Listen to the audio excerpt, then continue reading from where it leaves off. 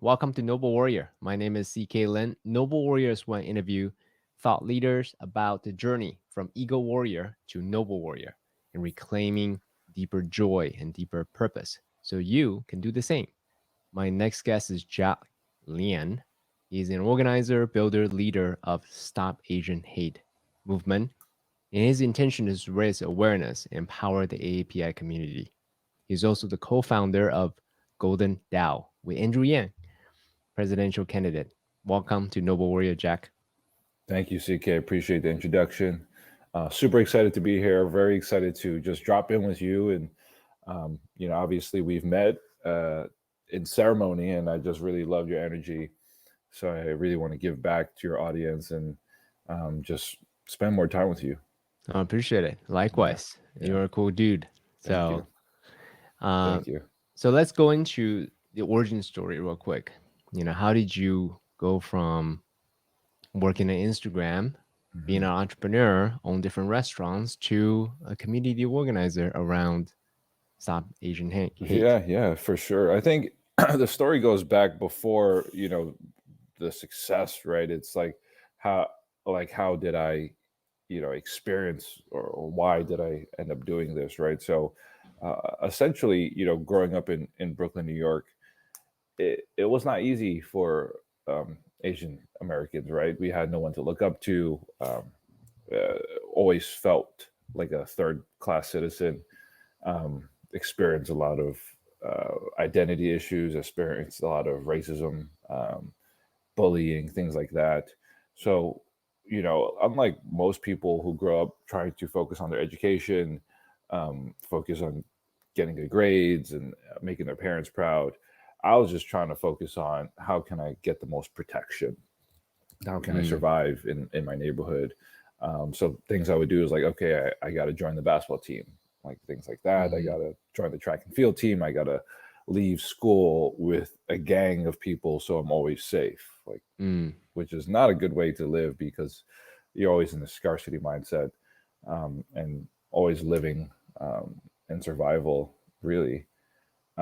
So, I end up doing really well getting out of that environment, leaving the environment, um, going to community college in Tribeca, which is a really beautiful neighborhood in Manhattan, and then transferring to NYU, where I started to meet like-minded individuals, people from all over the world, international students, and a lot of them were Asian, and they started treating me really nice, like helping me with homework, buying me lunch, and like just wow. so much kindness. And like it was the first time in my life where I could leave like a cell phone on the table and not feel worried that it was going to be stolen. Mm, I could invite these people over to meet my family for the first time, and that perspective started changing my life and my identity. But I still faced some of those issues, some of childhood of um, just not being enough, trauma, anger, especially when I drank. I would mm, just be kind of reckless, mm, and things would happen. A lot of things that I didn't like getting into fights. Things I would say, and I realized that this was an issue, um, especially as I was trying to develop as an adult. So I essentially what I did was I had this opportunity to work at Instagram because a lot of my ads were doing really well. I was running ads for a bunch of restaurants and my own restaurants. So I left the city. I went to the Bay Area, and this is kind of where I got a lot of help, right? Because it's just more common to talk about these things in the Bay.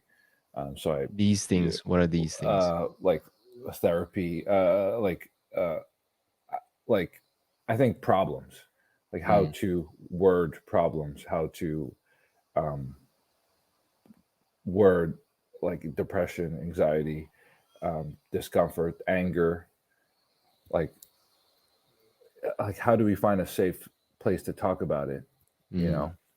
So uh, going to the Bay, it was a lot more common for people to have these very vulnerable discussions on Mm-hmm. like, what is bothering you, how has it impacted you.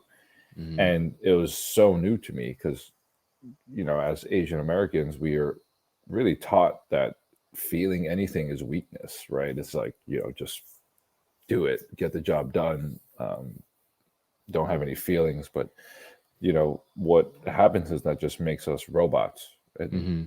and we become soulless, Mm-hmm. right? In the East, they say, feelings are like, feelings is how God talks to us, right? It's how we communicate with God. Mm-hmm. So as the more we block that off, the more we just become like, yeah, robots. Like, how does that make us any better? So yeah, so embarked on this journey of trying to get some help. And I spent 2 years, a lot of time, a lot of money on getting this help. Just all in, like any conference, any retreat that anyone recommended, any session, any person, I would just say yes because I knew I needed it. So I, Well, before we go into the details of the retreats, was there a particular incident that had you say, "Hey, I really wanted to be better in this area," or yeah, it was just merely a realization, "Hey, whatever the accomplished that I have, I need to do better." So I wanted to find a solution to be better. Was there anything yeah, specific? there specifically, I used to, I mentioned I used to own a bunch of restaurants, and a few of my Mm, partners were like, one of my partners were one of my best friends. And it ended up that there was some shadier things happening in the business, uh, money missing, working with other people. And it was that moment where I realized I didn't know how to confront this person who I feel so close to. mm, It was like, how do I even talk to him about it without one of us getting angry? And then, you know, very likely, like I would say 50% chance, like it could turn physical. mm, And that was just like my reality. It was like as at that point I was 26, and I was like, how am I supposed to grow as a human being, as an adult, as a man, if I can't have challenging conversations mm, without it getting physical, or a chance to get physical? And I'm like, that doesn't seem right to me. mm, So I knew I kind of had a problem, and I knew I was responsible for that, and trying mm, to solve that. So mm. that was my yeah, that was really how I knew that I needed some help. That's beautiful. I mean, that's real maturity, right? To have the discernment to say, my old way of dealing with conflict, which is rage, which is Hmm. physical conflict, doesn't work for me anymore as a 26, 27-year-old man Yeah, going into adulthood. So let's find some other ways to do this. That's awesome. I love it. So thank you. then that started you embarking on this journey for 2 years, looking for different modalities. What have Yeah. you found? Which was the most impactful for you? Hmm. Well, the first one obviously is meditation. I mean, I still do it, and Mm, I don't know why I say obviously. I just do it every day. So I think it's, for me it's obvious. But I met an individual. His name was Diego, or some people might know him as Young Pueblo, mm, and he came to speak at Facebook. And at that time, like 10 people showed up, and I was just, I don't know why I showed up. I was just like, this looks interesting. I guess he attracted me to him, and I just sat right at the front, and I was listening to every single word, and I was just really paying attention to how he made me feel. And mm, like, he just made me feel so calm. And I was like, how is this possible that mm, this one person who is sitting up, like obviously talking to a few folks, he's on camera and he's so calm? How is this possible? And I just started asking him a lot of questions, and he was like, hey, I just meditate. I was like, what is that? What does that even mean? You just meditate? Like, how do you meditate? Like, who do you teach? Like, where? No idea. details. Yeah, like he was like, just go on YouTube and listen to some meditation. And I was Mm-hmm. like, okay. And then I kind of wondered, I'm like, where's this guy from? Like, how does he have so much time? Like, what was his childhood like? And he was like, dude, I'm a Mexican guy from the Bronx. Like, and I learned how to do this. And I was like, wow, like another minority person of color from a neighborhood that's kind of similar to mine um, is able to achieve this sort of peace. And he's able to make me feel it. Like, Mm-hmm. I want to do that for others. Um, Mm-hmm. so I just started with meditation. Um, and now I meditate 2 times a day, morning and night. Been doing it now for over 3 years. Is it TM that you're doing? I do TM. I try to have a variety. I do breath work. I Mm. just try to have a variety, so it's fun. So it's not like one. It's like, oh, it's boring. Like, so it's like whatever I feel like in the morning. It's like I I have like see. 4 or 5 different types. Okay, got it. Yeah. So yeah, I think back to your question. Um, yes, I mean I started with meditating, and then went to Tony Robbins conference, which was pretty cool. Just learning tools. I think he does what he does really well is he teaches you how to activate your body, um, Mm. and and then he kind of dips into like a little bit of spiritual stuff, but he Mm-hmm. doesn't like spiritual information, like, Mm-hmm. but he doesn't go too much into it because I think Mm-hmm. he really understands his audience. Um, Mm-hmm. and that kind of made me curious. I'm like, wait, what is he talking about? Like, and at this point, I'm not religious. I'm still not religious. I never really believed in anything. Um, Went to church when I was 6, but that was just so my mom could like put me somewhere as she was working. Mm-hmm. Um, so yeah, I started diving deeper, and I just discovered different programs and retreats, like the Hoffman process, like how to heal your childhood trauma and unlearn your love patterns that you learn from your parents. Joe Dispenza, like plant medicine, a lot more. I would go to one every 3 months. It was just nonstop.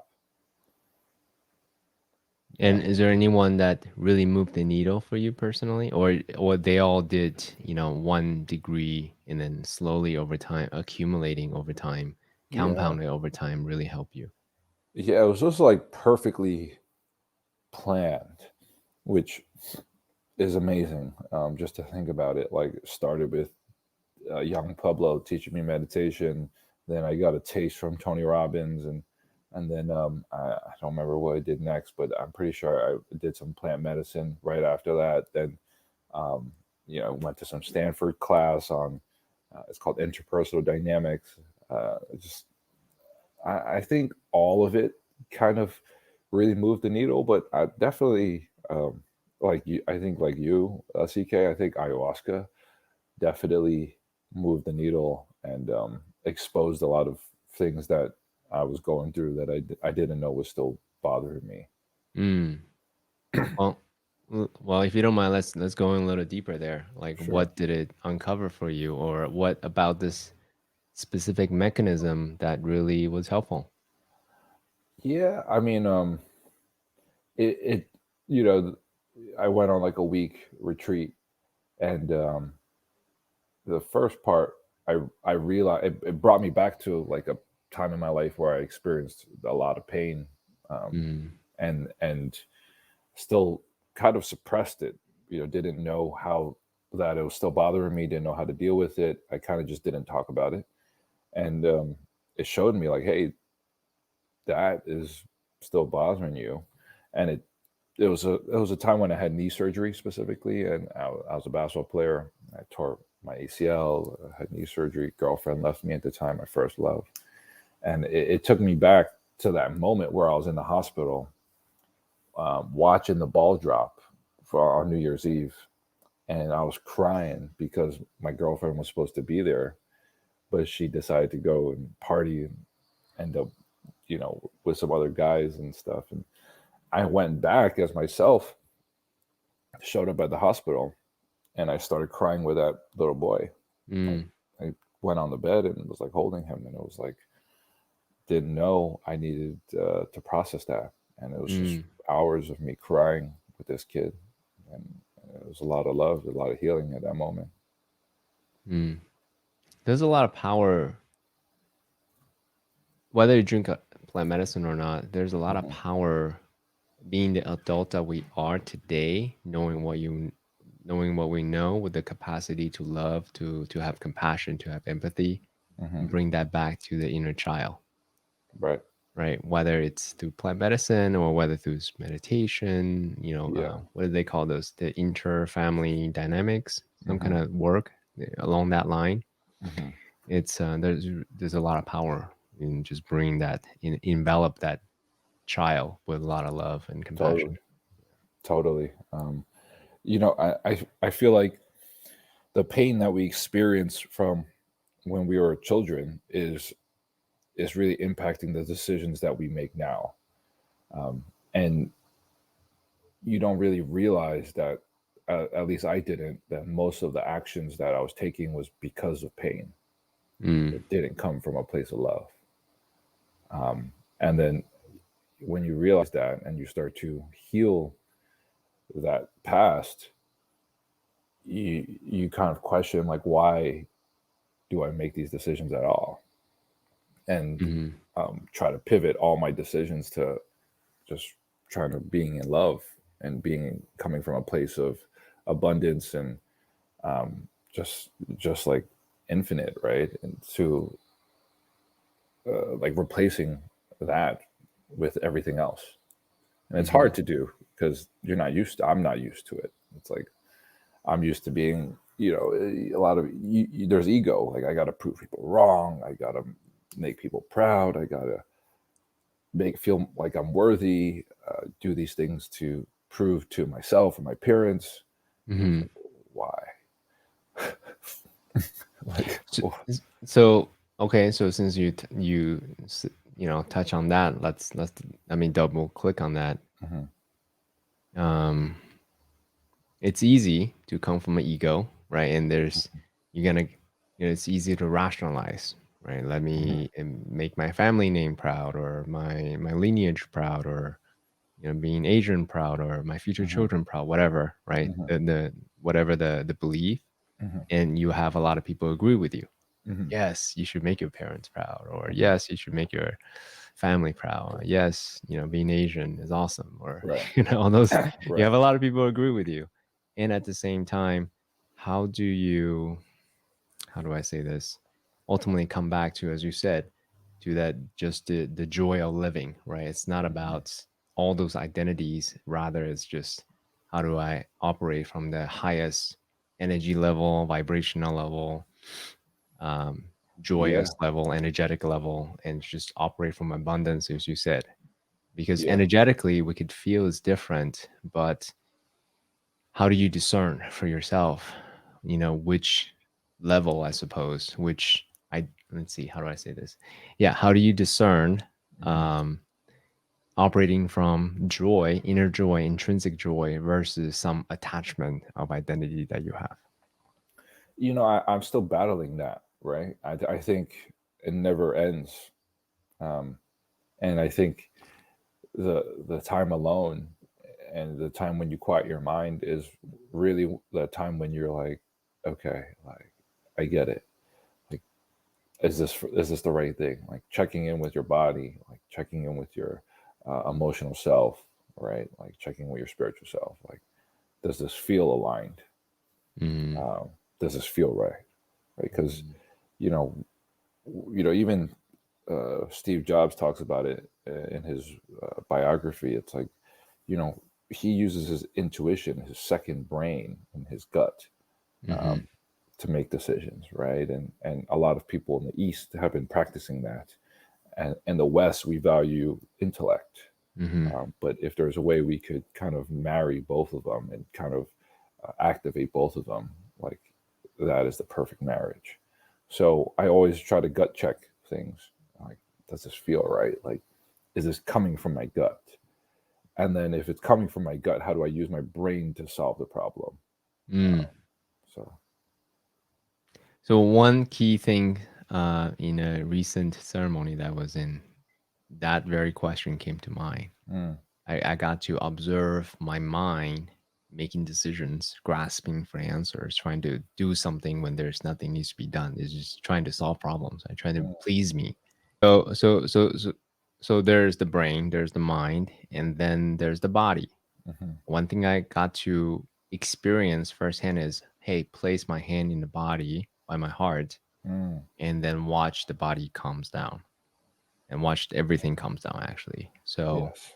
So then that particular ceremony was about, you know, don't try to follow what the brain tells me, what the Mhm, mind tells me, rather is what does my body need in this moment right here and now. Okay, it needs to right. rest, it needs to be steady, or needs to get up, it needs to get whatever the thing is needed. Mhm. So Yeah, I think that's a tactic that we're not really taught, right? Like if we just put our hands at our chest a little bit more, um, we naturally calm down and we're more in our heart than we are in our mind. So mhm, it makes a lot of sense that you did that. mhm, mhm. Hmm. So so now that we're on the topic of following our heart, our intuition, but Hmm. also not to get so attached to identity, I have to ask this question, okay? Hmm. uh, you are a leader of the Stop Asian Hate, well, not the leader, a leader, right, of Stop Asian Hate movement. That movement is based on the identity of Asian.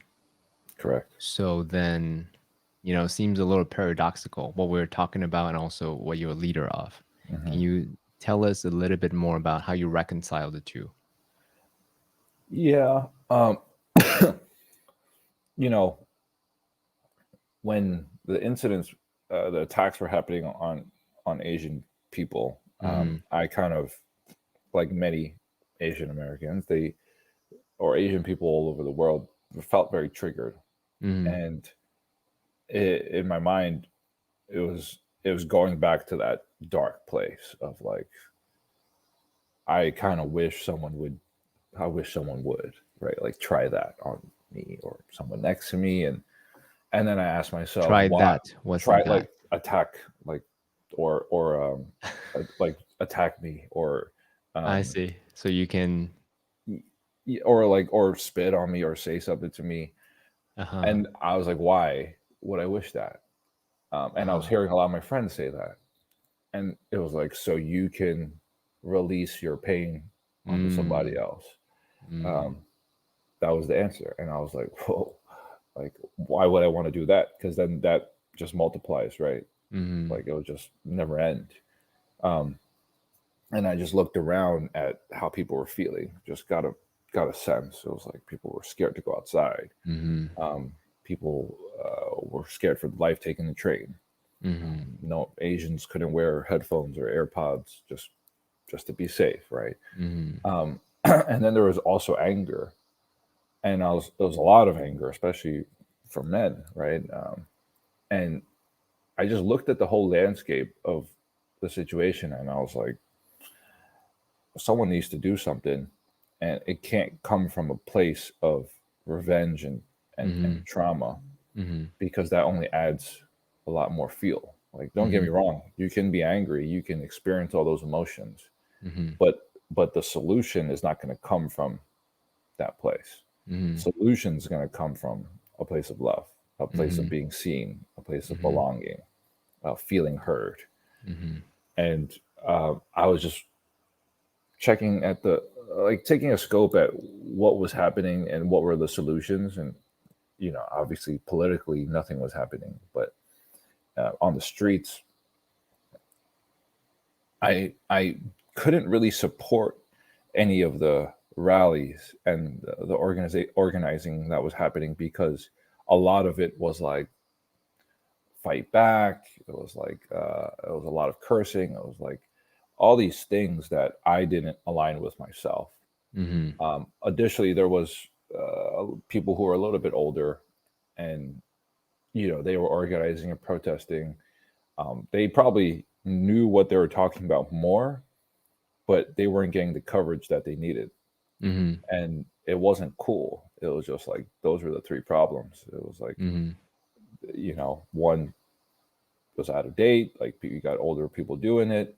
Two, it was like really people who were really angry who were leading marches, and then three, it was just not trendy, right? It wasn't cool. It didn't make people want to come. It didn't attract people. So I was like, actually, I was at a meditation retreat, and I was extremely triggered by this one situation where a 35-year-old man was stabbed in the back with a knife during daytime in Chinatown. No stealing, no anything. I just stabbed him, and it wasn't charged as a hate crime or anything. And this specific incident made me feel like we're getting attacked in a place where we think is our safe haven, Chinatown, right? I used to go to Chinatown to feel belonging, and someone has to do something. So I looked on my phone as like an entrepreneur, and I was like, who can I ask to lead this movement? Which was silly because it's like, I don't think anyone has ever done anything like this before. On my phone, I was like looking for operations people, like social media. I was trying to put people together, and I'm sitting here at this meditation retreat, and I just supposed to be relaxed, right? It's a 7-day retreat, and I could not be relaxed. I was just so annoyed, and I was just I gave it up to God or higher power, whatever you believe in. I was like, hey, I don't know what I'm supposed to do here, but let me know if I'm supposed to do anything, and I'm just gonna trust what you tell me. Whoever it was, I'm just gonna trust. And for the rest of the retreat, 5 more days, all I saw was bringing thousands of people together, empowering them, and just changing their state from fear to empowerment and belonging. Nothing else. How we did that is just like cathartic release, just seeing people care about them, and just the presence of a lot of people, right, who would stand for us.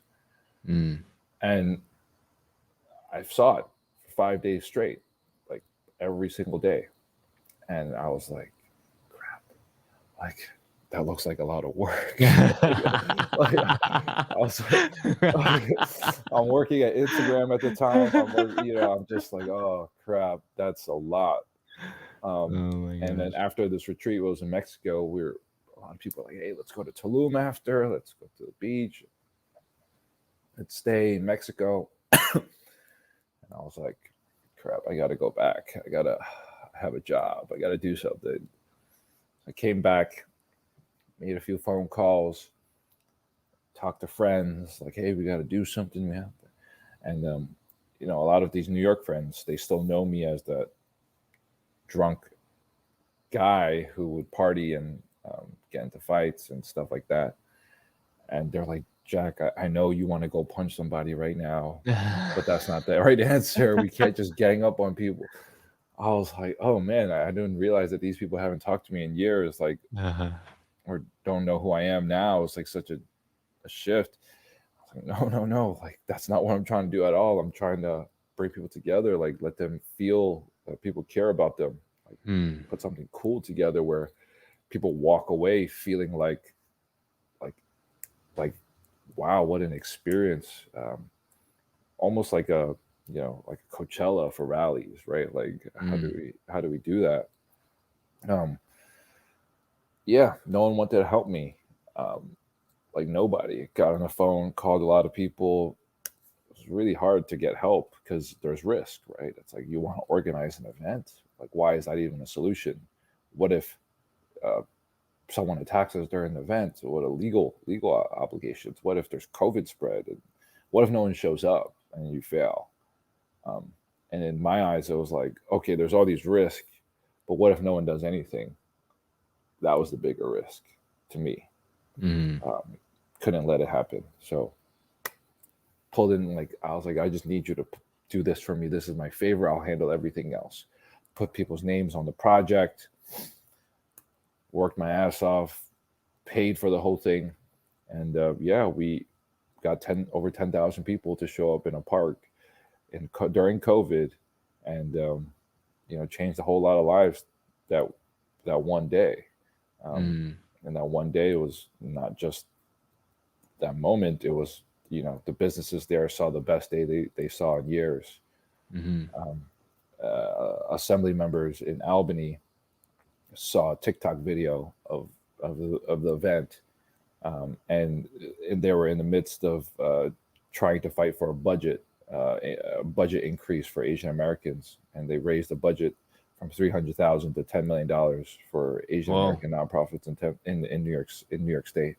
Wow. Every week after that, there was another young organizer putting on rallies in different states for Wow. for months, right? So there was just a catapult. People just needed to see it happen and believe, like, hey, like that guy looks like me, and he's okay. He's not in jail or anything. And I went to jail eventually, but for something else. But yeah, they just had to see it happen. Okay, so let me do a quick recap. We can talk about the impact, the waves of impact afterwards. Um, you saw the calling, you saw the vision doing your 7-day meditation retreat. You know, you couldn't find peace in the 7 days because Yeah. you keep seeing the visions over and over. Hmm. And you were compelled to actually take action around the vision. And then you overcame a lot of inner and outer resistance to do this. Right. So you talked about a lot of things. I wanted to bring back the moment when you got the vision Uh-huh. because uh, most people, I would say 99.999% of the people, they will see visions, right? They will pray for something and the vision will come. And Hmm. then, like you said, oh, it looks like a lot of work. Hmm. And most people are like, yeah, that's okay. Somebody else would do it. Thank you, God. And, Yeah. moving on. Let me go Hmm. to Tulum. Let me hang out with Yeah. my friends. Let me have Yeah. my day job and all these things. But Yeah. nonetheless, you activated that vision by putting energy into it. Can you zoom into those moments and kind of walk us through it? Because for the younger Jacks, younger CKs watching Hmm. this, they may have visions too, but they may have a lot of internal noises that stops them from taking action on those. So what went through your mind to Yeah. A lot of eventually take things. action? Yeah. I mean, there were so many times where I was not going to do anything. Um, so many times. And what happened in how I framed it in my mind, and we always have to, at least I believe, we always have to frame like the worst things that happen to us and change it into a positive, or change it into something empowering, give us something worth fighting for, right? So to me, I think the worst things that happened to me were because I was Asian, uh, because I was 6 foot tall at 12 years old, and I was a target, right? Mm, I stood out, and I had to adapt to being Asian in Brooklyn most of my life, mm. and it almost broke me so many times. Um, and What do you here mean I by am. that? It how did it break me? It it brought me to a point where I couldn't take the abuse anymore, and I would start fighting back in a way that was absolutely reckless, and it was like a complete fearless side of me, which I didn't recognize at all. Um, like things like that were it was very dangerous. I couldn't recognize myself. Um, Mm, I would do things so much to overcompensate for the fact that I was Asian. I would mm, try to fit in. I didn't care about my education. I just all I cared about was feeling belonging. mm. Yeah, so it almost broke me, and here One I am. one thing that the Dalai Lama said to Mhm. Desmond Tutu in the Book of Joy, he said that when the Chinese government was oppressing his people. He said the number one thing he was worried about, he said he would lose his compassion, his empathy for the Chinese government. Wow. He wasn't Yeah. so worried about his safety. He wasn't so worried about, the territory and all Yeah. those things. He was worried about that he would lose his compassion towards the Yeah. Chinese government. It's actually, I brought that up because that's what it sounded like. What you were noticing, you became resigned, cynical, and Yeah. then became this person that that you don't want to be. So that was a Yeah. beautiful Yeah. example. For Thank you for sure. sharing that. Oh, Mhm. for sure. I definitely look up to Dalai Lama a lot. So any lessons from Dalai Lama, always love to hear it. But yeah, so I feel like most of my life I've been dealing with pain from my identity.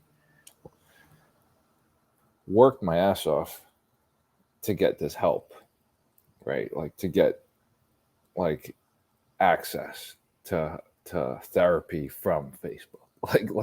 Like who gets that? Like very small amount of people. To get access to these weekend retreats at Stanford, like to get access to sit in ceremonies with other entrepreneurs who already made their millions and billions, like, and like I'm not them. I'm not the Stanford grad who got access to that. I got really lucky to work at Facebook. I'm not really like a Facebook employee type of guy. Um, and I received this help so much. It absolutely changed my life.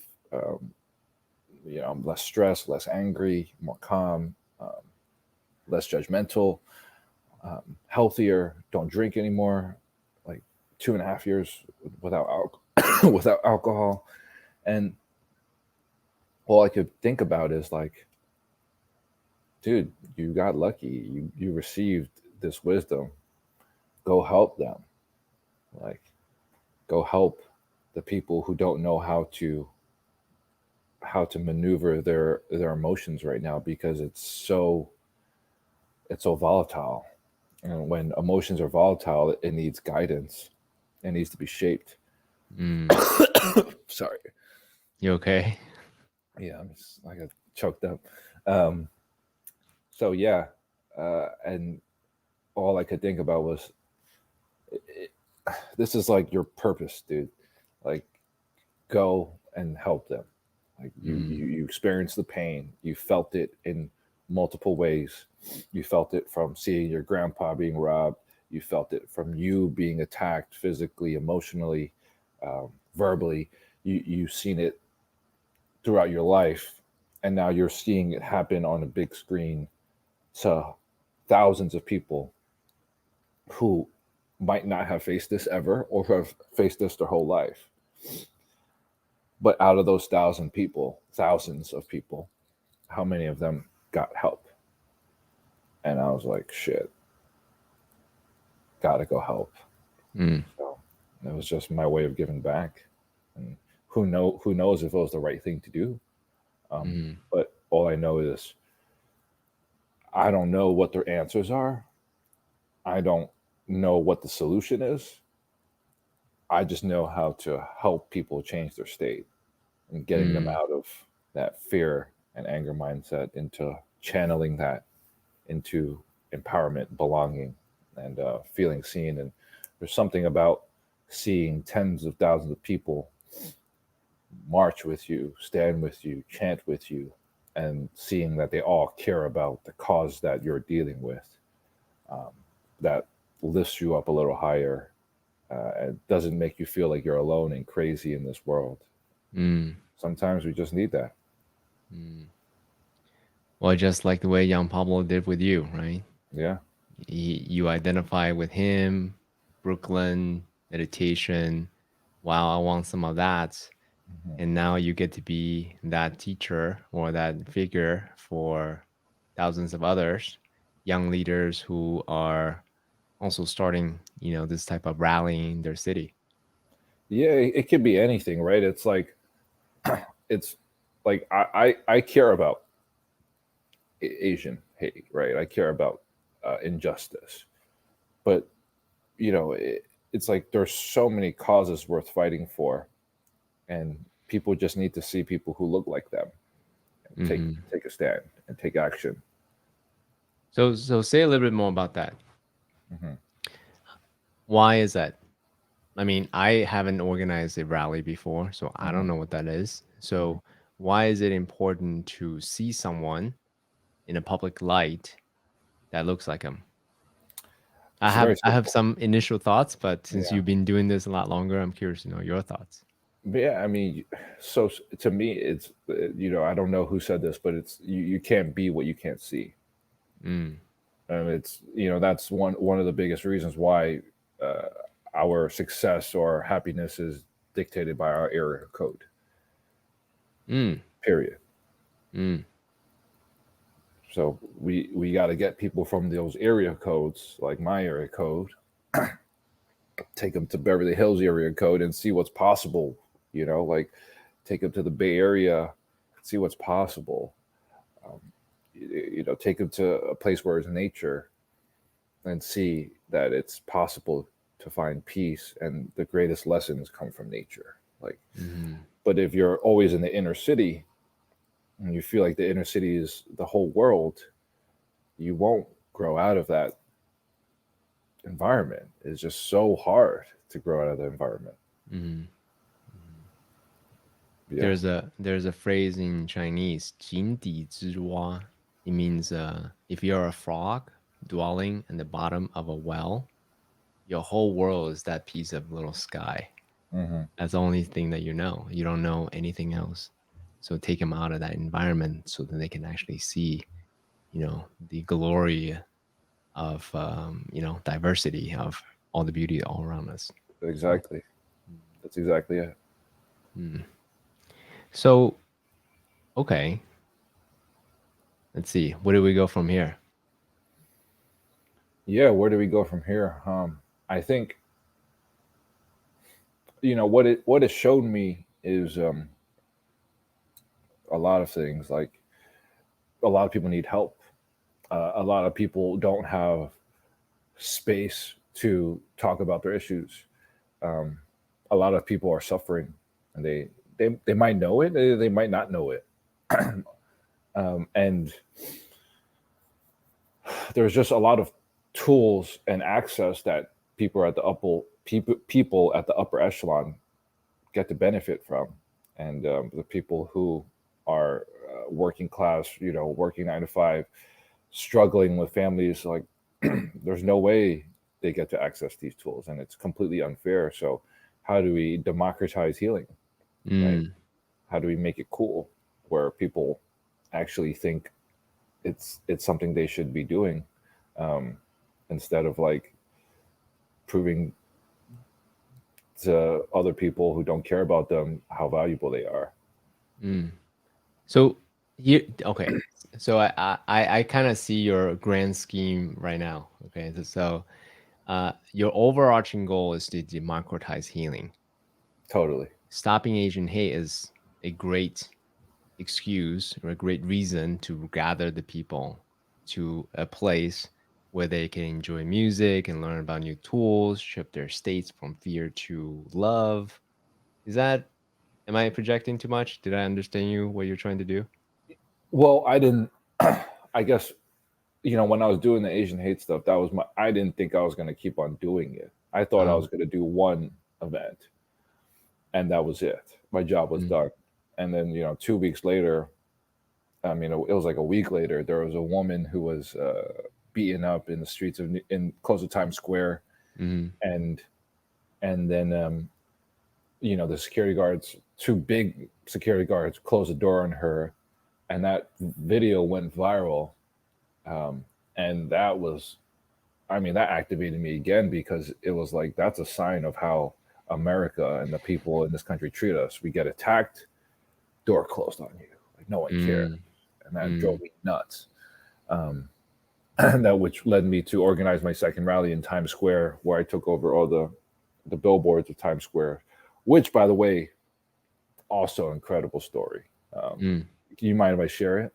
No, of Oh course. yeah, This whole podcast is about yeah, you. yeah, Please share your yeah, story. yeah. Well, this, the 10,000 people rally was phenomenal. Don't get me wrong, but I already saw that. I knew that was going to happen. People were surprised, but I was like, I already saw it. And as someone who worked at Instagram, who ran ads for a living for a while, I saw the numbers and I knew it was going to be outrageous. Um, Times Square happened in 3 days. I planned it in 3 days. Mm. Thursday night, just and eventually it'll be Sunday, Easter Sunday Mm. would be the event. So Friday, Saturday, Sunday. And I like the first time I didn't want to do it because I was like a lot of work, a lot of stress. I don't want to deal with this. I need a break. I have a job. Um, and I got a sign on Instagram and I was debating it because it was really hard and it was really challenging to get people from New York City to go to Times Square. Mm-hmm. People from New York City don't go to Times Square. We don't do that, especially Oh, during the pandemic. I Um, see. Got it. it's like a place that, Touristy yeah, it's a place. Yeah. touristy place. It's like, we Got it. don't go there. But my intention was like, you got to get people who are not from the area to see that this is happening. And where else would you do it than Times Square, Mm-hmm. the Mecca, right? The center of everything. Mm-hmm. And I saw Instagram ad, I don't know, a photo on Instagram with a sign on the billboard saying "Stop Asian Hate," and I was like, "This is the sign that I got to do it." So I Mm-hmm. did it Thursday night, committed to it, planned it, blah blah blah. Was it by yourself, Uh, committee, or? it was by myself. I found a bunch of co-organizers that were speakers that helped a lot. Freedom March, my friend Oliver, and they gave a lot of expertise. They contributed. They were amazing, crucial. But a lot of it was driven, and the idea was driven by me. And what happened was,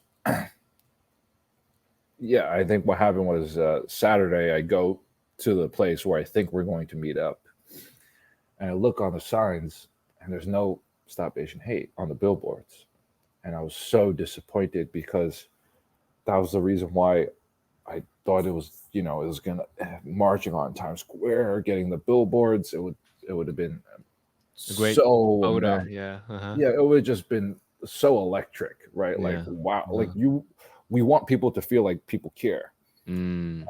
and we want people to feel empowered, right? And if we had taken over Times Square, like which was the name of the rally, it was called Times Square Takeover, that would have been electric. Mm-hmm. So sad. It was 5 p.m. on Saturday, nothing. I just found the photo on Instagram and I just started DMing people on a Saturday, like Saturday evening, like, hey, I'm doing a rally here from 3 to 5. I did it because I saw this. Like, I already have hundreds of people coming. Like, I need you to post this up if you can. Unlikely anything was going to happen. And I chose 3 to 5 the next day because I had a photo shoot the morning of. I also do modeling, right? So I try to make some money, knowing that I just quit my job at that point. My photo shoot was from like 8 a.m. to 2 p.m. Didn't eat anything. I show up at 2 p.m. There's a lot of people there. I'm like, what's happening? Why is there so many people? Oh, it's Easter, and every Sunday we have like a blessing here or a song circle, a prayer because it's Easter. I was like, what time do you guys finish? 3 p.m. Perfect, right? Because it was like just so happened I had a photo shoot that ended at 2 p.m. and all my other events I start at 1 p.m. Perfect. I get a text message from the guy that I DM'd the day before. Hey, I got Times Square to get all their billboards to light up "Stop Asian Hate" from 3 to 5. Mm. Never met this person. Like, Never met this person. Don't know. I don't know his name, but somehow he got his agency to do it on Mm, in less than 24 hours notice. Times Square, taking over on the billboards. We march on Times Square. We had bikers that volunteered and showed up and closed up the street. We marched to the location from Times Square to where the lady was attacked. mm, And instead of having like, it was crazy because at that point I knew what power was, because if I said like, hey, we're gonna destroy these doors and kick them down and like run rampant in this apartment building, it could have happened. And there was police lined up in front of the apartment to protect it. And instead, I asked everyone to do a sit down, and we had a few people talk, and then we even had a meditation, which I led. mm, It just so happened that Rihanna was also participating in this rally mm, and meditation, and that mm, she shared this online. So she was the only A-list celebrity to come to a Asian Asian hate rally, and that was mm. on that day. So How that was cool pretty is crazy. that? Yeah, Wow. that was crazy. So So I think Oprah made this phrase, luck is when preparation meets opportunity, mm, right? And you had the promotion chops, you know how to get things done, you know how to organize things. You had the divine, vision and also timing. And you had the skills to, the meditation, organization, the right people, you know how to, put together an engaging event, right? And that's really mhm. fun. That's relevant. That's timely. Can you say a little bit more about preparation meets opportunity and as a way to serve the greater good?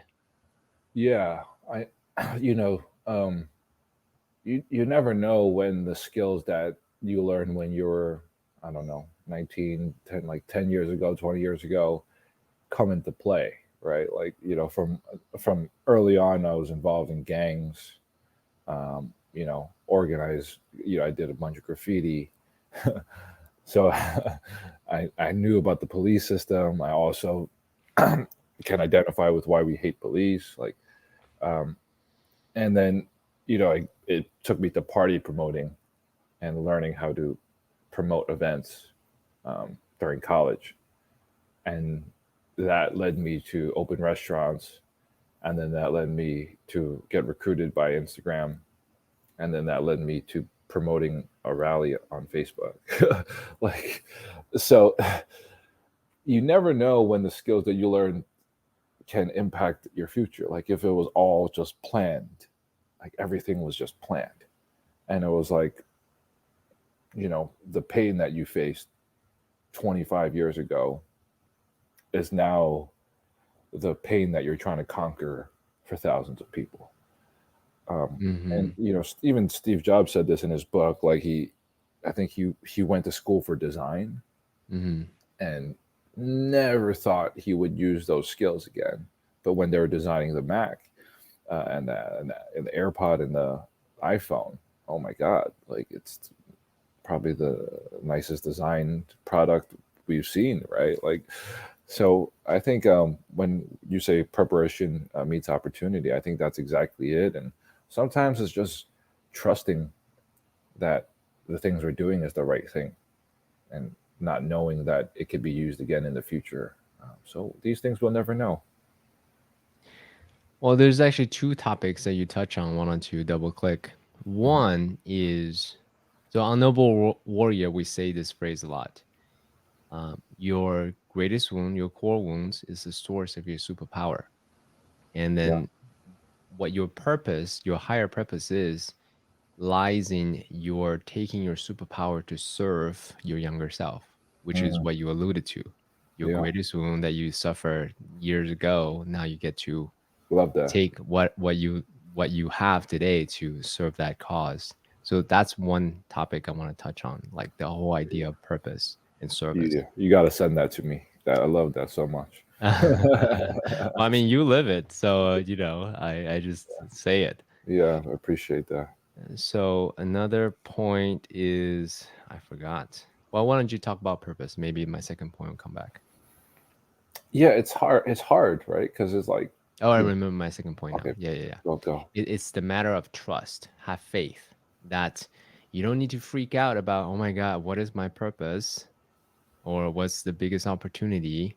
And what you have demonstrated here is that deep level of trust and faith Hmm. that it's all gonna turn out. You know, what it Yeah. looks like, you don't know, but it's all gonna turn out. So tell us a little bit more about purpose. Tell us a little bit more about this faith. Yeah, I think it intertwines, right? Because it's because it's totally related, and it's how we make sense of things, right? And for the most part of my life, don't I didn't realize that anything I was doing had anything to do with my purpose. It was just all survival. Like, how do I get by? How do I make it to next year, next week? How do I have pay for my tuition? And I guess you, I guess in terms of trust, I, I I have difficulty dealing with this too, because in my mind, I'm around a lot of entrepreneurs and a lot of successful people, and just from the outside, it's like, oh man, that'd be cool. I want to be like that. And then, I think going back to purpose, it's like, how do I look at the external and see if that's who I am, and see What do if, you mean? like, I can notice all these things on the outside. I can notice that person driving a nice car, that person, having $100 million home, and I've seen it all. I've seen these things in real life, right? And I'm like, this is what they did. This is who they are. And is that me? Like, Mm-hmm. is that me? And you really have to be honest with yourself and be like, Mm-hmm. that is me or that's not me. Um, and that's really hard to do because I still get envious. I still, uh, desire things. So it's really tough, right? And the only thing I know is I just have to trust that the ups and downs are supposed to happen. Because if you don't trust that these things are supposed to happen, it's you don't trust that God or higher power has a better plan for you. Mm-hmm. Um, and I did a lot of reading on this. It's called Conversations with God. Mm-hmm. Like, if you don't trust in what's happening, you don't trust in God. Mm. So always got to trust. I Well, I don't know mean, if that explained but it's anything at all, simple but to say though. Simple to say. simple, Yes. simple to say, but hard to practice because I forget all the time. I'm like, oh Yeah. crap, like this is happening. Oh crap, I got these bills. I got this obligation. I got to take care of my family because Uh, my parents are getting old, and mm-hmm. I'm the one who's responsible for them. Mm-hmm. I'm the breadwinner. Just don't even like, tomorrow's not even promised. Like, just Mm-hmm. trust. Like, everything always takes care of itself, and it, Mm. and it does. Mm-hmm. So yeah, it does. One of the things that I started to take on as a mantra always, I actually learned this from, the ceremonies that we've been sitting in is Soligria, only joy, Yeah. So only joy. So I use that as a mantra during ceremony, but I also use that as a mantra just every day. So for example, there's setbacks of my flights or my rental cars or something like that. Normally I would just yeah, what do you yeah, mean? yeah, I need this and then the other thing you didn't tell me. Oh my yeah, gosh, so annoying. And yeah. then I'm like, just only joy, That's only it. joy, Only only joy. joy. Or, I think, what do you think helps you with that? Like getting from, like, because I see people who get triggered from something and are so attached to it for days, and I've been there. So I'm curious to know what you do to help you with that. Is it just a mantra? Just literally just only joy.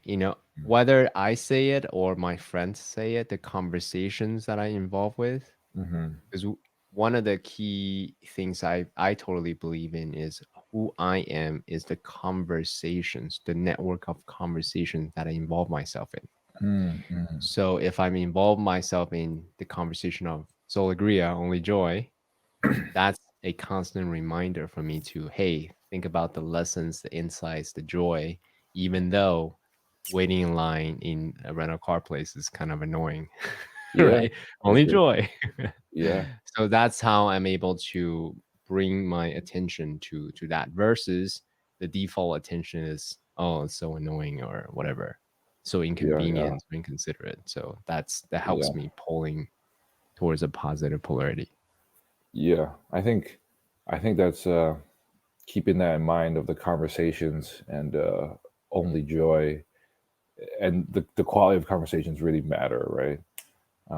Something that helps me is, well, one is meditating, and then is like learning how to detach from the situation. For example, I was on my flight back to Paris, back to LA from Paris, and I was going back for our mutual friend Keith's birthday, and and I was there hour and a half, 2 hours early, and they closed the check-in for whatever reason. I think it was I think they overbooked, and they just completely closed it, and like 10 people were stuck, um, and I couldn't fly back till 2 days later. So I was freaking out for a second, but then I went back to like trust, like, well, this I guess this was supposed to happen, and like not letting that, you know 1 second or 2 second of pain impact like the rest of my week. So I just let it, was detached from the outcome, which you kind of learn from meditating. And I was like, oh, this was a possibility, and then I just surrendered to it, just enjoyed it. Mm. Yeah.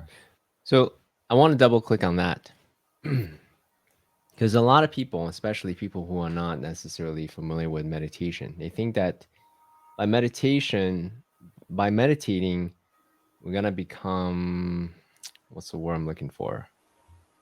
Kind of like a rug, right? Area rug. People just run you over, like Hmm. whatever things happen to you. It's like okay, sure, like a Hmm. pushover. Hmm. And I don't think that's what you're saying, right? Hmm. What you were saying, um, let me know if I'm projecting too much. Yeah, Is being okay with what is, and still advocate for what you stand for. totally. I So mean, have a backbone, but at the same time be okay with whatever it is. yeah, totally. I mean, don't get me wrong. I was trying to get my flight. I was trying to get the best option. And after I spent like significant amount of time talking to the woman who barely spoke English and was trying to figure things out, I got to the best possible outcome.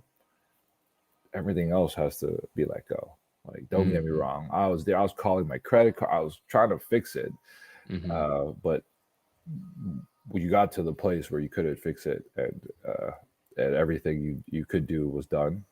Mm-hmm. That was it. There's no more reason to waste more energy than is needed. That's how I Mm-hmm. always Mm-hmm. see things, right? It's like, what can I do now? Did I do everything I could? And Mm-hmm. at that point, it was yes. It was like, I'm not going to dwell on it anymore. Just that's it. And to be able to separate yourself from the pain and I guess the inconvenience is really Mm-hmm. tough, but it comes from meditation. Um, Mm-hmm. it's really where it comes from. Like, I mean, even I catch myself sometimes because I'm still not perfect, and somebody skipped me in the bathroom line. I was at a party, and I was like, oh shit, this guy skipped. I grabbed his shirt, and I was like, hey, you can't skip me. And then he, it was, I felt I know this is how I know I'm not perfect, because I still do these things. And then I caught myself because the bouncer was like, hey, stop, like a bouncer, bathroom bouncer. And then I was like, okay, like, it's not worth the energy. Mm-hmm. It's just not worth it. Like, let him skip you. Like, he's Mm-hmm. already there. Like, I've already tried to stop him.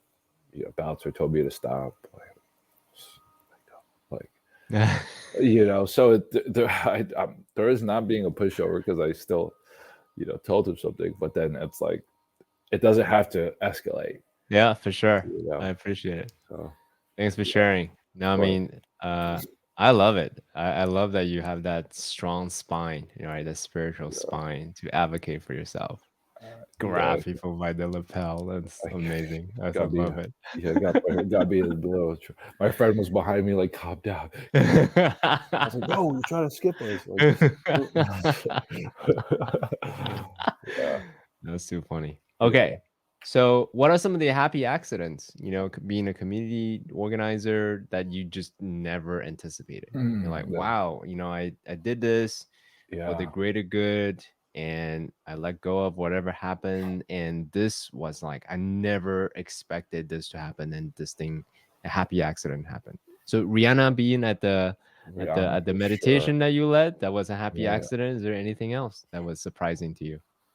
Um, well, she came intentionally. She was there she marched with us. She had a sign, like, but that was incredible because how like I say, making things cool is important because you change culture. Like, that's so impactful for us.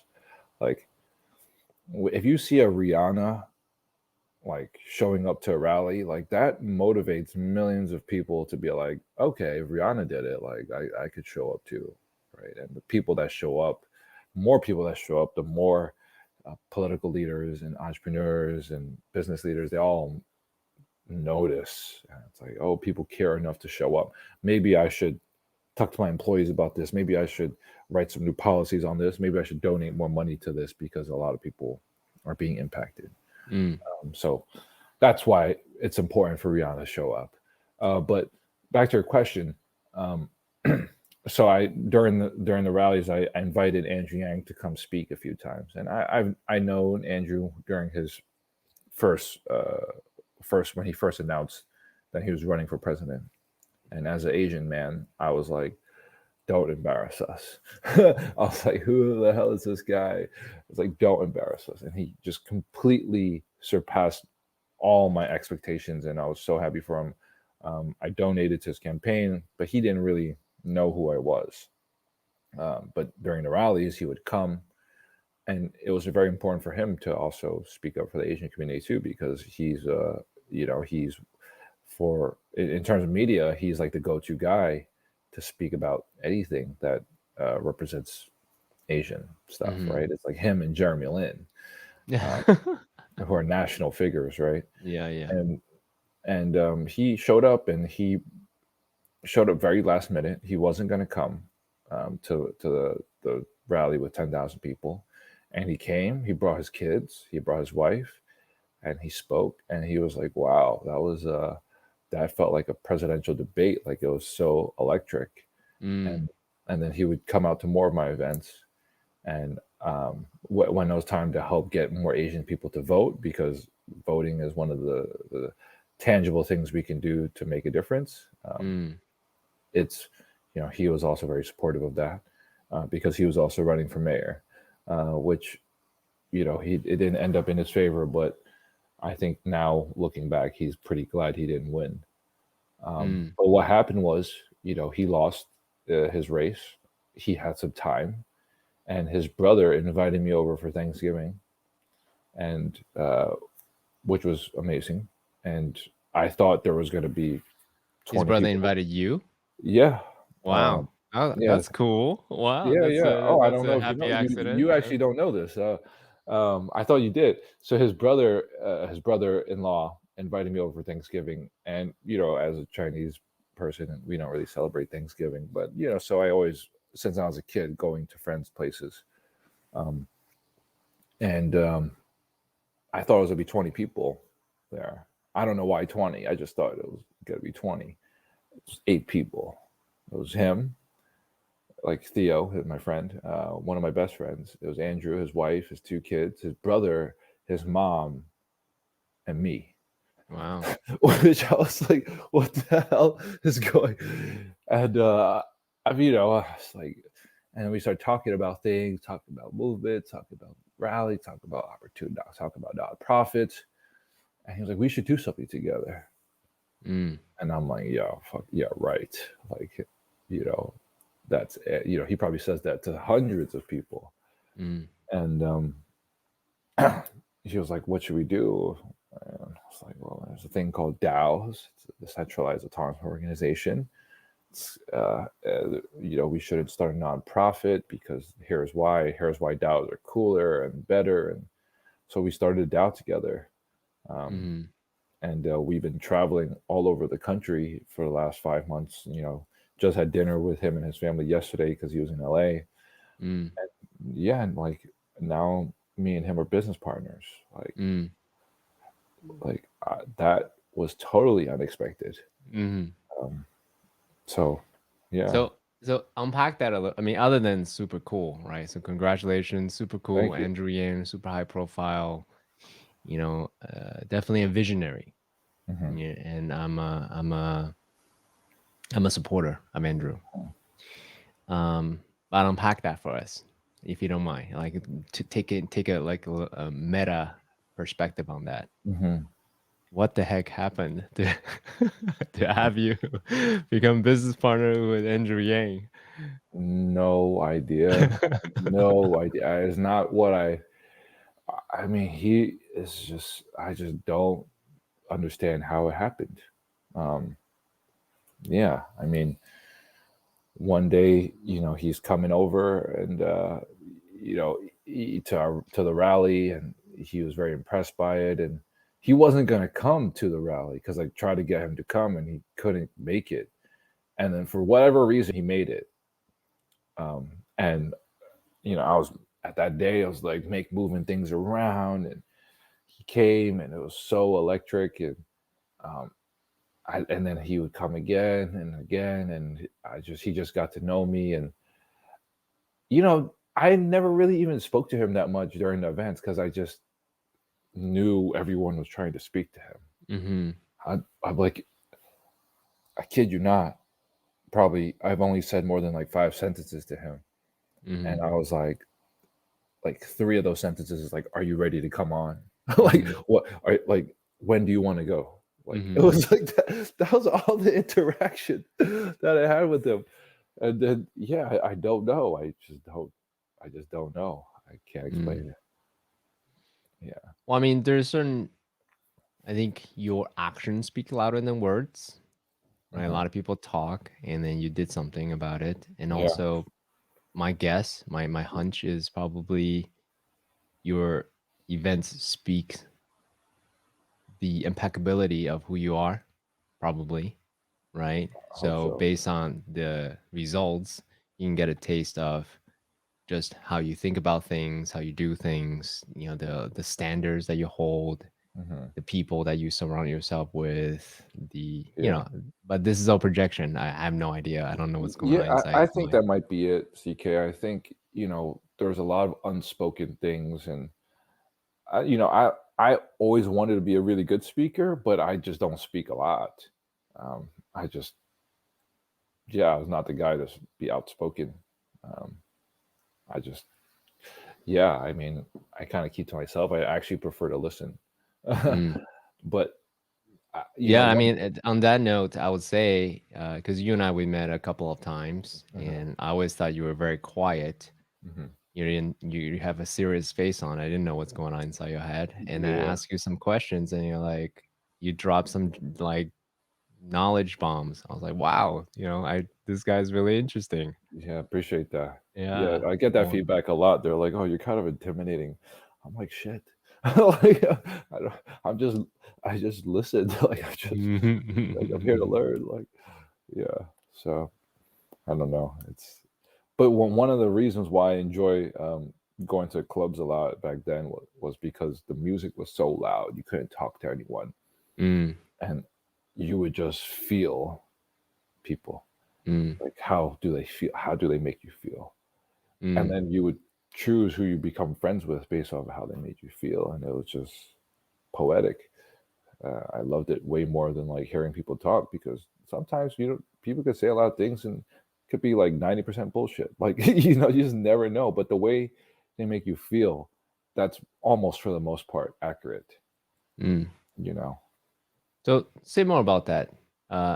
Before you respond, I'll just quote something. I think it was Maya Angelou who said, "People are not going to remember what you say or what you do, but they always remember how you make them feel." Totally. I didn't believe that because I was a very cerebral person. I was like, nah, feeling. Yeah. Who care about Yeah. those Yeah. things? Yeah. I get it. It's knowledge. It's Yeah. content that Yeah. It's matters. And wisdom. I Yes. was so wrong. That was me in my 20s. I didn't understand this. Yeah. But bringing back to this, say more about that. How, as a community builder, especially, your quote unquote job now is to feel, right? Sense the collective feel a lot and A then lot. guide the conversations based on the collective feel a lot. So say a Yeah. little bit more about how you are using that and how you cultivate that Skill.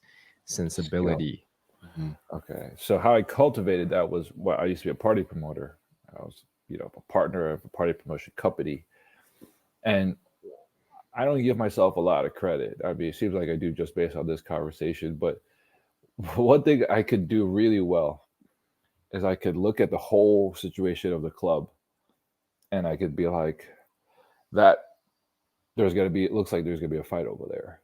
Like, send security there right now. That Mm. side looks like they're not really dancing or they're not really having fun. Like, get another bottle of alcohol there. Let's bring some people from the fun side to the boring side. Music is not really Fun doing it. side to the Yeah, or boring whatever, side. just like that side looks more fun. That side Yeah. does it. Let's like bring, and at the end of the day, it's just all Hmm. energy, Hmm. right? It's all energy. It's like that the energy there looks better. The energy there looks more intense. The energy of the room isn't picking up. Get more people in. Like, let's get more people in. Like, we need more, like, oh, people aren't having as much fun. Let's get more alcohol. Like, whatever it is. And I was just it was like something about I think being super empathic or just like being too observant, or maybe it was just me growing up in Brooklyn where I always had to watch my surroundings and Mm. pay attention to like anything that like Mm. could threaten me. So I just couldn't stop paying attention to everything. And Mm. that skill, which kind of was annoying sometimes because it never turned off unless I just got drunk. Um, Mm. like, that's how I look at rallies, community building. It's like, oh, they're not paying attention. Oh, like, you can't hear back there. Like, why are those people talking? Like, you know, is there anything, like, are they excited? Are they chanting? They're not chanting. I got to go over there. I got to go be there so they listen, or whatever it is. That it goes to the experience, right? And my goal of these experiences is people to walk away coming back. Like, I can't believe that just happened. I can't believe you guys missed that. Like, that was so empowering. Like, and I don't share a lot of words. Even in my own rally, in my first rally, 10,000 people, I didn't say anything to the end. I let everyone speak until, and then I let myself speak. Um, and by that time, like 50% of people were gone. So I just pay attention to the energy, and it's Mm. hard to really word it, but that's really what it is. So now we're getting into more like esoteric realms. In medicine circle, we said a lot. In meditation circle, we said a lot. Sensing the room or space Mhm. holding for healing or for enlightenment or Yeah, for yes, holding space. ascension, right? These type of phrases we hear a lot. It's important, but it's hard to master, hard to get better at it.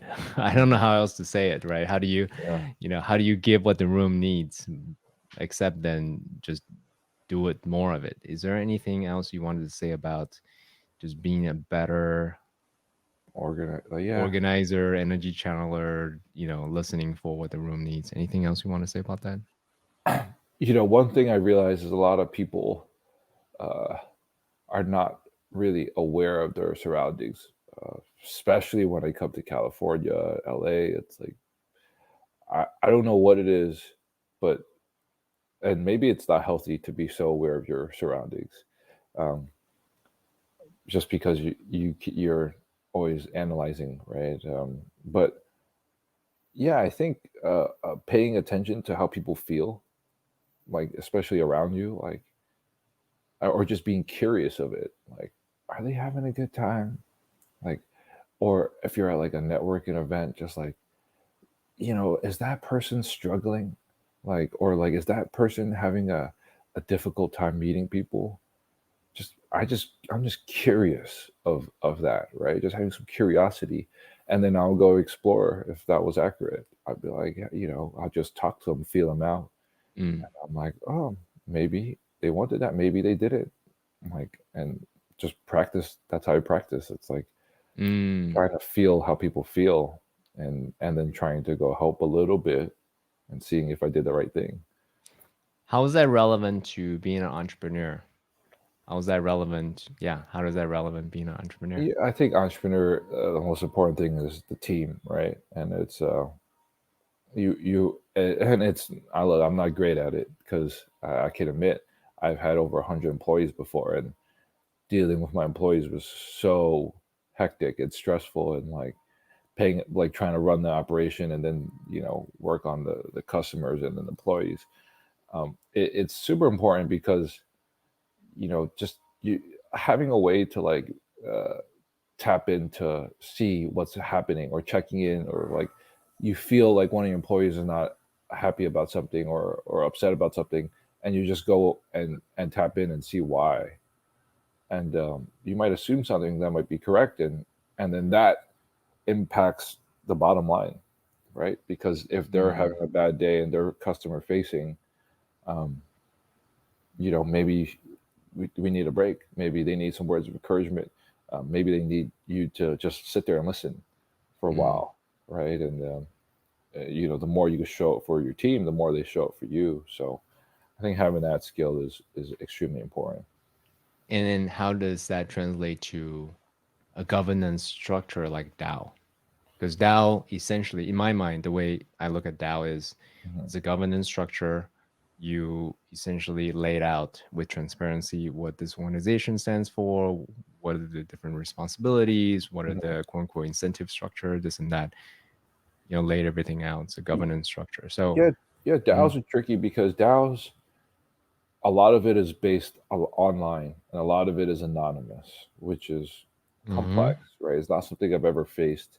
A lot of it is behind the screen, mhm, and I'm not, I'm always in person type of guy, right? I'm not a mhm, on a screen behind a keyboard. And there's a lot of these people who come from the gaming industry and they're used to be talking behind a screen. And when you type something to someone, it's a lot easier to be mean or mhm, straightforward, and insensitive, right?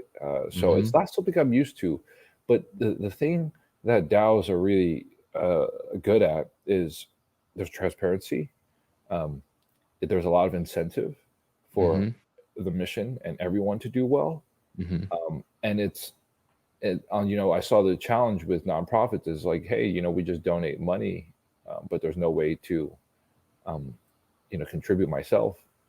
There's no community. There's no, how do I know who else cares about the same causes that I care about? How do I become friends with them? Because that's mhm, like, they should be friends. Like, it's like, duh, mhm, like you care about the environment. I care about the environment.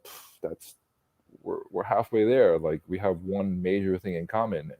Um, so that's the beauty of DAOs, right? It's like we try to build community, and then when the community does better, everyone does better, right? So I'm still trying to figure out how we can use some of the space holding uh, mhm, in Web3, but a mhm. lot of it is like Twitter Space. A lot of it is like AMAs. It's Oh, okay. So you do have some synchronous conversations. we do, Okay. Mhm, but look, I can admit it's not something I'm an expert at. I'm better at getting all the people to come to the event and then talking to them, like that, and it works. And I think, in a way, that's, I stick to my strengths a lot, and I'm like, that's what we're going to continue to do because um, people love seeing other people in person. And no matter how advanced technology gets, and I'm a believer in technology, I just don't think you can ever replace in person um, interactions. Yeah. I mean, this is an area that I'm very, very interested in. Um, well, actually, let me put it this way: tangentially interested. Hmm. I believe in the overarching promise, Hmm. but I haven't gotten into the like in the trenches details. So I don't Hmm. exactly know what's going on. But in my, I'm very much like you. You and Yeah. I, we met at an in-person event. Hmm. We were in front of a wisdom teacher, Banky, right? He could Hmm. did like 90-minute Dharma talks like nobody's business, right? Yeah. Yeah. And then, but that's one way. It's not a dialogue. It's Hmm. not multiple conversations happening at the same time. So I see the limitations of having a guru giving Dharma talks. But I think to really garner, to really collect the the collective energy, right? People's goodwill and desire to, in that case, the Amazon forest, to have a mechanism that capture that, that's gonna work a lot better than say, one-off donations or one-off Right. artifact sales or things like that. Because now, because they're only it's transactional when it's like that. But when it's a DAO, that you're investing to the long-term well-being of this movement, Right. this collective energy that you hone. So Right. I'm very interested to one, how do you hold that space? Two, how Yeah. do Yeah. you harness that energy for the greater good of all? Yeah. Yeah. Yeah. We're trying to figure it out. It's not easy. The idea of the DAO is amazing, and we plan for the technology to get there. But the truth is, there's a lot of technology that is subpar, and it's not there yet. Um, but there's a lot of investment into those technologies, and it will get there in like a year or two. And then by that time, our community will be stronger, and then we'll be a lot more organized in that way, in that fashion. What's something that you wish exists but doesn't exist yet, just in terms of the DAO space? Whatever, your, yeah, just what you desire right now, then that it doesn't exist yet. It does exist. Like I like these operating systems where people can log in and vote. It's just the users haven't adapted to it, so we can't really implement the technology. And Mm, it's just there's just so many bugs, right? And mm, getting engagement is a challenge. But mm, it's always been a challenge, right? Like just getting people to vote. Like if you think mm-hmm, about it, like for our democracy, like mm-hmm, how many people voted for the mayoral election in New York City? mm-hmm, Like less than 10%. Like how many people vote for president? Like like I don't know, but the mayoral of New York City is like 10%. Like mm-hmm, that's pretty that's pretty shameful, and that's been happening, for a few hundred years now. So mm-hmm, mm. Well, I mean, this is, I'm just thinking out loud with you. I don't yeah. have an answer, certainly, so I don't want to pose myself as a guru of any sort. This is just, Mhm. I think people don't vote. I think the phrase, in the DAO community they use is voter apathy, right? Mhm. Because it's not relevant to their day-to-day life. I think the Mhm. narrative is weak. When the narrative is strong, then people show up Well, to vote, to take some action. mm, When you yeah. have stronger narrative, like, hey, I'm doing this to, for example, I don't know. Anyways, stronger narrative, then Mhm. people will be more compelled. Like what you're doing. Mhm. When it's fun, when it's inspiring, when I'm Yeah. giving tools to have conversations about Asian hate towards my kids, Mhm. towards their school, towards my company, Mhm. then like of course, right? There's a positive ROI, very obvious positive. Then of course I show up. I'll vote with my presence. Mhm. Just a thought. Yeah, no, that's a great thought. I've been thinking about it a lot, actually. So I think that might be something. Like how, right? It's like how. So yeah, I'm gonna put some thought into it, and yeah, I'll keep you posted on that. Please do. Please Yeah. do. One last question. This is maybe planting a seed, maybe uh, for future conversations. In my mind, this is what the impression I got is you're really keen on providing tools to help people heal Mhm. internally, their emotions, their soul, so forth, right? Their mind. Um, so right now you have a rallying call of stop Asian hate to, for people to gather, and then you give them some of these tools. Mhm. Are there other rallying calls that you were thinking about as a way to keep those people together to practice those tools of a mindset, heart set, soul set to Yeah, ascend to be even better? I haven't figured it out yet, but I've been thinking about it a lot. Like how, because that's like how do we just create some space for people to come together, and how do I Mm, organize that, and how do I get people to come, and how do I get mhm, people to care, um, mhm, and then actually doing it, because doing it is scary, right? Like, mhm, and then sticking to doing it, is like, mhm, mhm, um, mhm, I'm mhm, yeah, I'm not the most committed type of person. I just I kind of like don't ever want to overpromise. mhm, So yeah, it's a thought. I mean, I love to pick your brain on it as well, like how to do it. But it's people have been telling me to do it, and like just even like creating a group, a Zoom once a month, once a week, biweekly, and mhm, just like getting people together to talk. Um, mhm. that's kind of the thinking, but like structuring it, getting myself ready for it. Um, that's the challenge.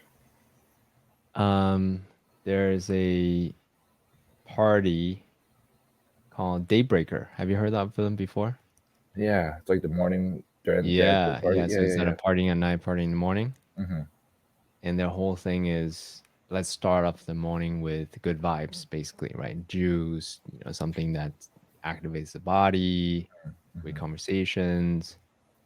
So somewhere along that line, that's my sneaky suspicion, right? For the people that want to practice the conversational skill, the emotional skills, you Mm. make it cool, you make it fun. That's your expertise. I think there's something there.